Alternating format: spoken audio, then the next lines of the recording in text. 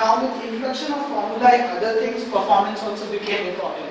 Then you see a lot of developments happened in your engines, hydraulics, your anything for that matter, your turbochargers. All of this happened because you wanted to enhance the performance of the car. And then the third and the most important parameter that came into existence was safety. Volvo was one of the first companies who introduced seat belts inside cars, and that was one of the most revolutionary features. Then after seat belts were introduced, another thing, headrest, that changed the whole game, and that's how Volvo got to be associated with safety. So this is how really the whole automotive era really progressed from its early age, and now it's come to a place where you see hypercars. I'll just define all of these terms. Hypercars are low production cars. It's a limited production cars, and really to specify the parameters of hypercar will be somewhere the engine performance has to be more than 800 bhp. So that is how you determine hypercar. Engine production is more than 800 bhp and it's a limited production car. Then you follow, like after hypercar comes your concept cars and supercars. So I am not a great fan of concept cars because concept cars are at the end of the day artist projections. They don't follow any safety. Safety criteria and nothing. It's more about an ideal case, how a car should be, which is designed for future, not for today's world. So that is a concept car. Then supercar is something that we are making. For characterizing a supercar, it is more like one is your engine performance, and another is from 0 to 3 seconds how much speed it generates. So these are the two things that really characterizes your supercar. And then comes a section of luxury sedans, and then comes a section of your actually sports cars, and then you have luxury sedans, and then you have normal sedans, hatchbacks, and SUVs that you see these days rolling in the market. So this is a general era of how automotive world is placed till now. So as I have already told you, why are we here today is to discuss what is going to happen in the future. And the future which I see it from my lens. It can be completely wrong, it can be completely right, I don't know. But I want to understand your perspective as well. I want to interact with you, I want to take out ideas from you guys so that we can collaborate and build solutions. And build solutions that really have an impact. And I'll just discuss about the possibilities and opportunities that really exist in this particular area and want to talk to you about it. So I see automotive world diverging into two lanes. One is individuality and another is sustainability. Okay, when you talk about individuality, it's more about a particular customer, one customer. So let's say any person X is my customer. So right now the way automotive world is really progressing is the biggest concern today for an automaker is safety. There are 6 million accidents that happen in US every year. And most of the young deaths are because of safety. And in 93% of the cases, the error is a human error that causes the accident. So it is one of the biggest, it's more like a disease. Right? So how do we really prevent it? Now, earlier there were passive safety components. You talk about seat belts, you talk about airbags, all of these are passive safety components. It can always reduce the impact of accident, but it cannot prevent an accident. Now you see your safety assist components, your park assist, and so many other, your lane division assist. All of these functionalities have been added in your high-end cars have been added in your high-end cars, and these are active safety components. They prevent the accident from happening in the first place.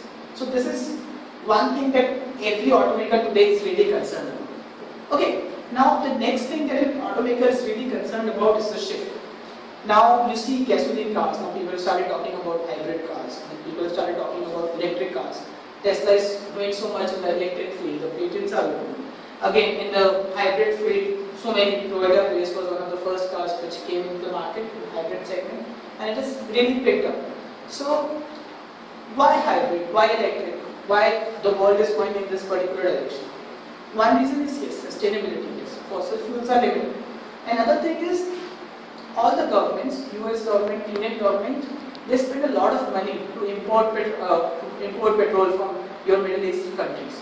So I don't have the Indian stats, but US effectively spends more than $60 billion, $600 billion to get the oil imports that are necessary to run their car industry today. So, and that takes a major chunk of your share, your taxpayers' money. So people and governments all over the world want to reduce it. And that's why governments in Japan, governments in China, governments in US, they are incentivizing companies to come up with hybrid solutions or electric solutions. Now what is a hybrid solution at the end of the day? It's an electric motor and it's an engine, IC engine. So when you're running your car on an electric motor, you're automatically saving on fuel. So with the same amount of fuel, you're running more, right? So that is your hybrid solution. And your electric solution is all electric, completely electric. And in electric solutions also, now there's a great paradox right now that is going in the automotive world. Now you can pump your electric motor. One is, electricity is basically what you're basically supplying. You supply ions to run your electric motor at the end of the day. Now there are different ways to do it. You can do it with a battery, you can do it with an ultra capacitor, you can do it with a hydrogen fuel cell. So which one is more sustainable? Nobody knows. Everyone is trying.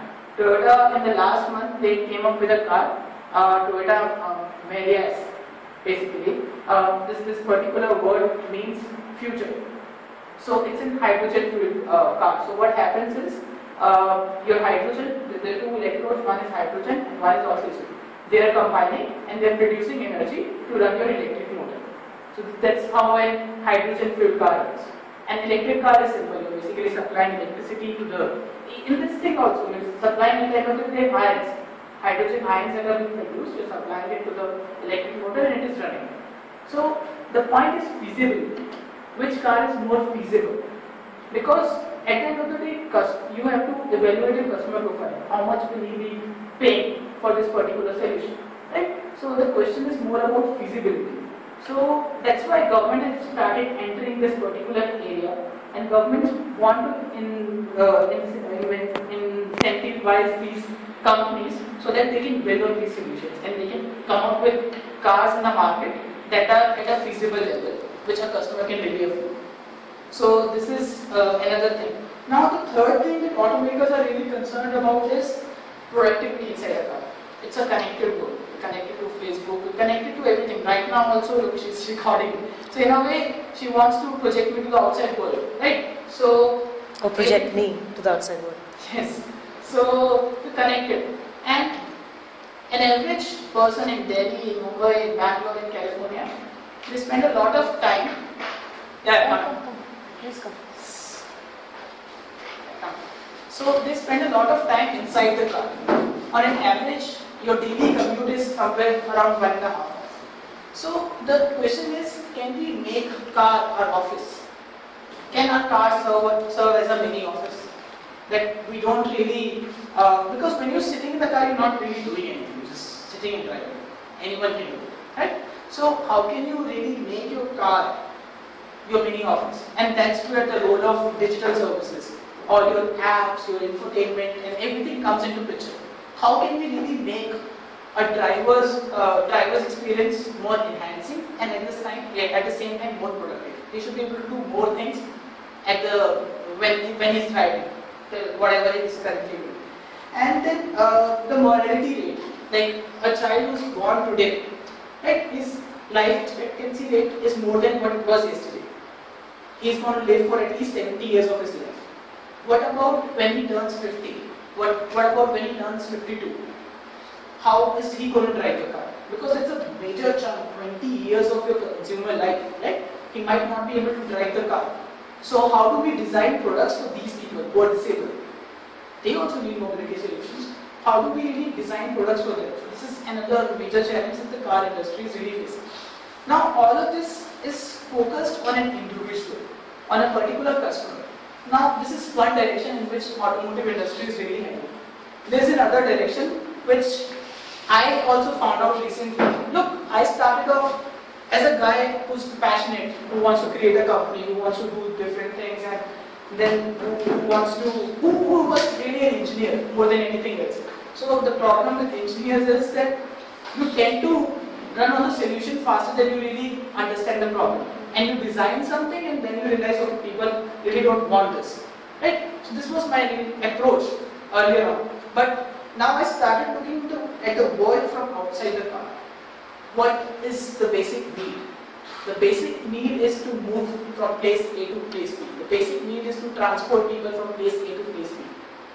Affordably, effectively, efficiently, comfortably. A car is doing this purpose.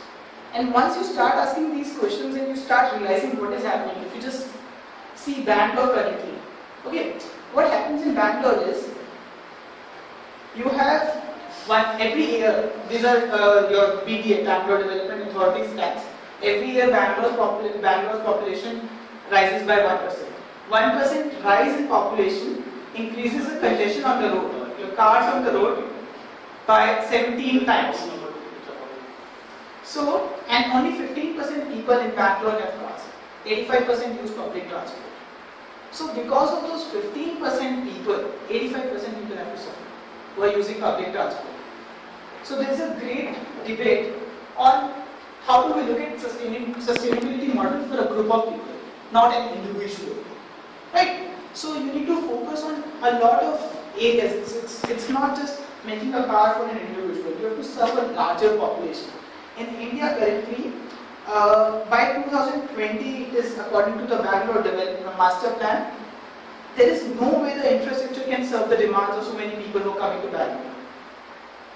The city will come to a shut. How do you really improve it? So that's why Bangalore government has undertaken a commute passenger train project. It has defined 8 nodes. It has to be operational by 2020. I hope it really becomes. That will be serving 45 lakh people. So people are really looking at using more than individual cars, public transport, just to make it more sustainable. Again, look at the paradox. Today I buy a car worth 5 lakh. Okay, in 3 years time I know I have to sell it. I'll sell it for 2.5 lakhs. If you club it down, divide 5 lakh by 3 years. Okay, divide 2.5 lakh by 3 years. It comes down to 83,000 rupees a year. And you break it further, divide by 365, it comes down to 228 rupees, okay, per day. And plus, say, add 300 rupees for your daily commute, somewhere around 30 to 40 kilometers commute, and maintenance charges and everything. So you are basically paying every day 600 rupees to be in your car. If you are comfortable with it, great. But that's why these services like Uber, Ola Cab are serving the demands of people. The framework is changing, the needs are changing. So you need to really understand that in 2020, 2025, what kind of a car is viable for the people. Because you look at the volume, for one person, he's using almost half of the road, like the half the road's width, and then there's a bus who's transporting so many people. So how do you make your infrastructure more sustainable to serve the needs of tomorrow? It's a big debate, it's a big question. And someone at the end of the day has to answer it. So now we have entered into mobility solutions as well. We're looking at the whole lens together and trying to find out what is going to happen. So I had a meeting with the Bangalore Railway Department as well for the commute train project, and now we'll be working with them soon. So they are also concerned about your last mile solutions. Okay, fine, to make a passenger train, again you have to come to the railway station, and even the buses, the public transport, they are just concerned with a particular locality. They don't go inside locality. Hence people have to use autos and other things. So they want electric cycles, they want foldable cycles. For the last mile solutions of people, come. Where you can, they want a solution where all you need to do is, a cycle would be more like a backpack. Okay, you can hold your cycle, take it with you, drive it to the railway station, take a passenger train, and come back. All of these solutions have actually been implemented in Europe. My friend who came from Italy today, he told me about all of this is already existing.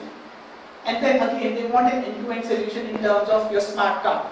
A smart car that can be used for your buses, that can be used for your railways, public transport, everything. So this is how the government is really looking at. Okay, now there is government, there is people, there is a great lobby of automobile industry.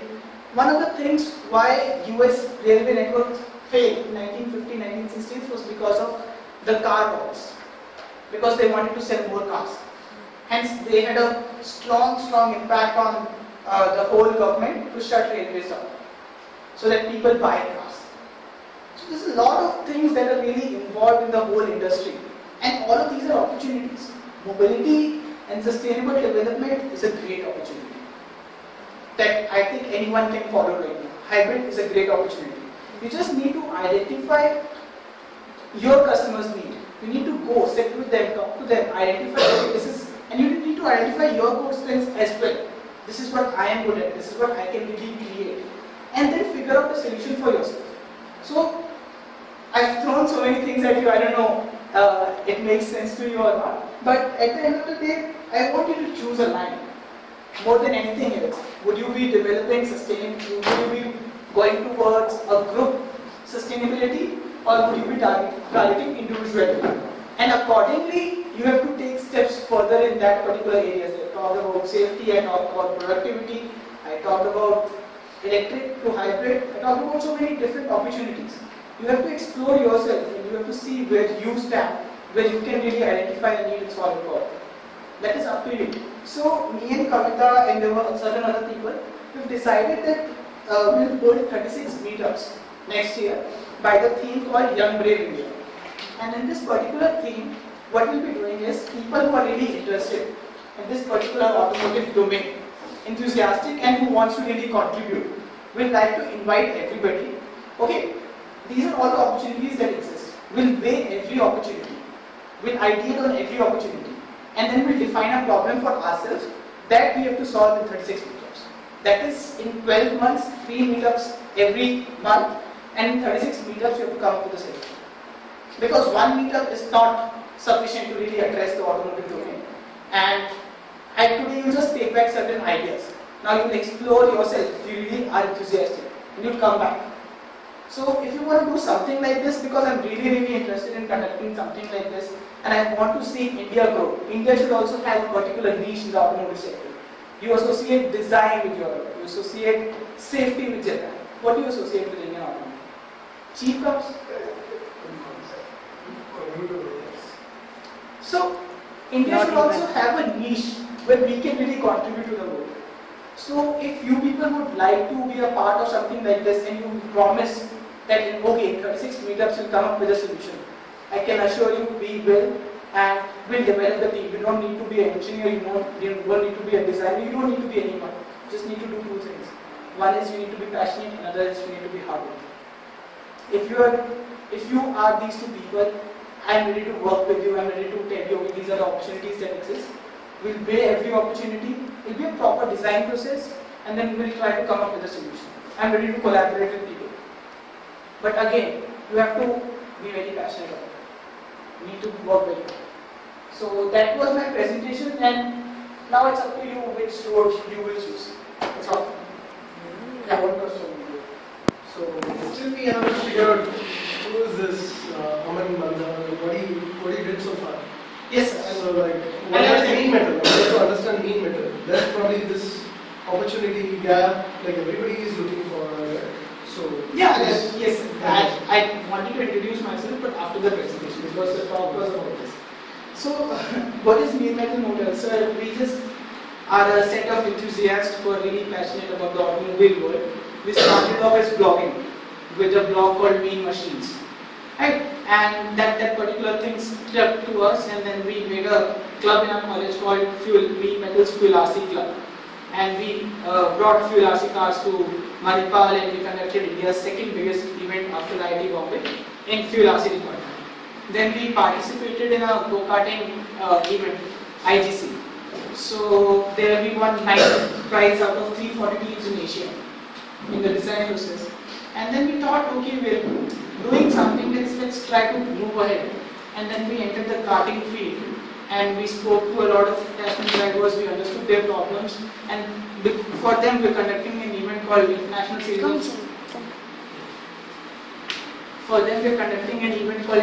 Series of Karting that exposes students through all the problems that we really want to make students understand the design process of making anything.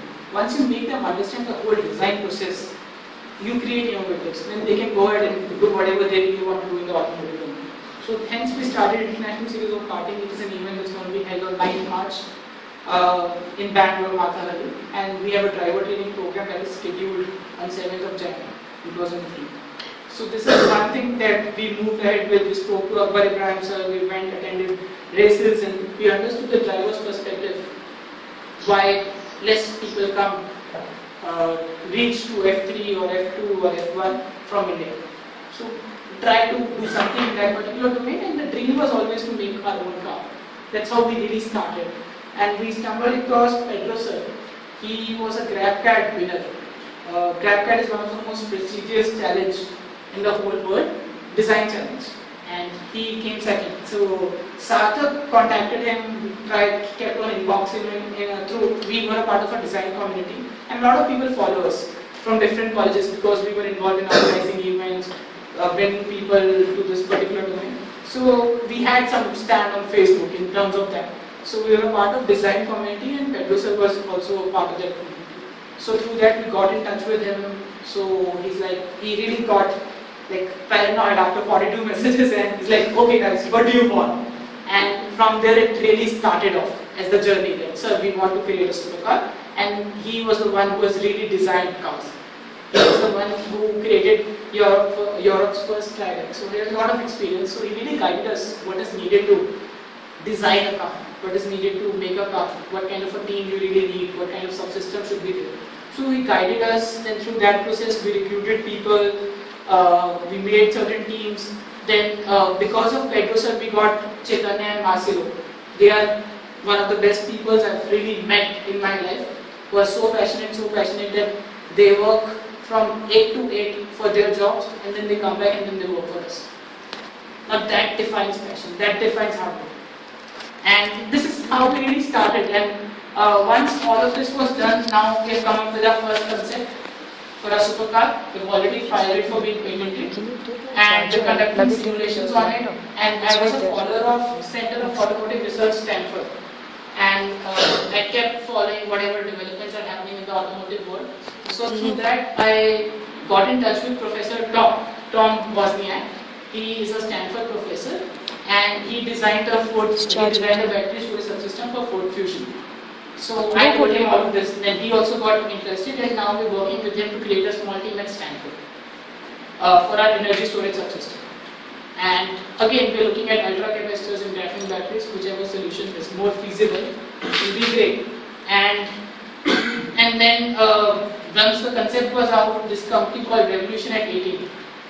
It's one of members of Virgin Group of Holding. We got in touch with each other, and we really liked what we were doing, and they invested money in us. Not that we had a great business plan on paper or something, but because they thought that we are crazy, and if in India, living in India, we can do all of this, we can really do great things, and they just wanted to support us. They haven't taken any share from us or anything, but they are really supporting us. Okay, so this is about the whole of thing, and then I started looking outside the car, and then I entered into mobility, intelligent transportation systems. And I tried identifying, okay, these are the things that are happening in this particular field and all of that.